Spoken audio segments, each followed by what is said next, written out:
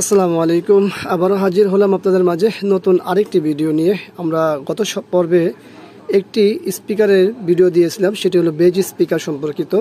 তো আমরা আজকে কিছু পার্থক্য দেখব অরিজিনাল এবং ডুপ্লিকেটের মধ্যে, লোকাল মার্কেট এবং ব্র্যান্ডের মধ্যে।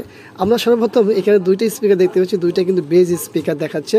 এবং পিছনে যদি এটির ওমস সম্পর্কে, ওয়াট সম্পর্কে আমরা জানতে চাই, সেক্ষেত্রে দেখুন এখানে লেখা আছে 8 ওমস 30 ওয়াট। সেম এই জিনিসটা দেখি আমরা, এখানে কত কি লেখা আছে, এখানেও লেখা আছে 8 ওমস 30 ওয়াট। কিন্তু আসলে কি বাস্তবে এগুলো 8 ওমস 30 ওয়াট বাস্তবে? আমি বলবো না। এর আগে স্পিকারটা আমরা দেখেছিলাম, এই যে এফএনডির বেজ স্পিকার, যদিও সাইজে এটা বড়, এগুলো ছোট। তো এই স্পিকারগুলো কিন্তু আগে যে স্পিকারগুলো ছিল মানে আমাদের মাইক্রোল্যাবের, ওইগুলোতে কিন্তু এই ক্যাটাগরির স্পিকারগুলোই ব্যবহার করা হতো বেজের। আর এটা দেখুন এখানে কত ওমস কত ওয়াট লেখা আছে, দেখুন এখানে কিন্তু লেখা আছে 6 ওমস 30 ওয়াট। এটা ম্যাগনেট সাইজটা দেখেন, আর এগুলোর ম্যাগনেট সাইডগুলো দেখেন। যদিও এটা একটা কাবারে ভরা হয়েছে সিলভারে, এটা খুললে নিঃসন্দেহে এতটুকু একটা ম্যাগনেট পাওয়া যাবে, একেবারে ছোট। আর এটা ম্যাগনেট তো আমরা এই একই অবস্থা দেখতে পাচ্ছি, কিন্তু হিসাব করলে বোঝা যাচ্ছে যে এটার তুলনায় এটা আরও ছোট।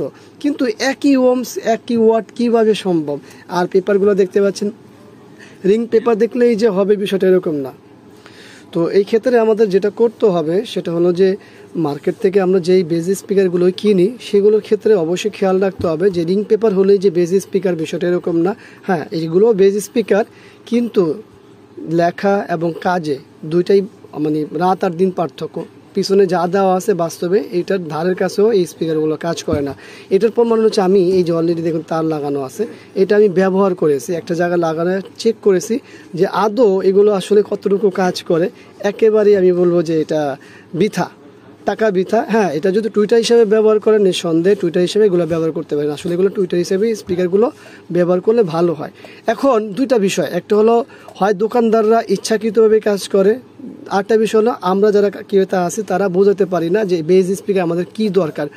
তো দুইটা হতে পারে, এখন আমরা বোঝাতে পারি না, অথবা তারা বোঝে না, অথবা এরকম হয় তারা বুঝে কিন্তু করে দুই নাম্বারই, অথবা আমরা বোঝাতে পারি না, তারা ওইভাবেই দিয়ে থাকে।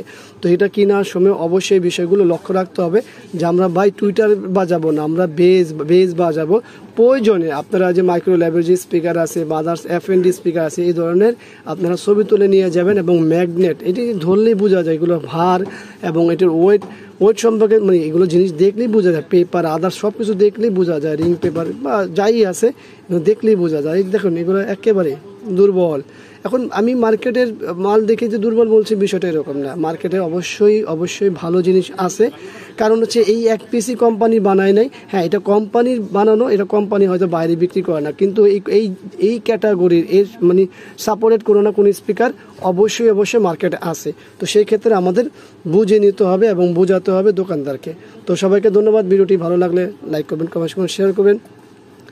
আর ভালো লাগলে অবশ্যই তো আমাদের সঙ্গেই থাকবেন। আবারও দেখাবেন ইনশাআল্লাহ অন্য কোনো বিষয় নিয়ে। আজকের মতো এখানেই বিদায়। আল্লাহ হাফেজ। আসসালামু আলাইকুম ওয়া রাহমাতুল্লাহি ওয়া বারাকাতুহু।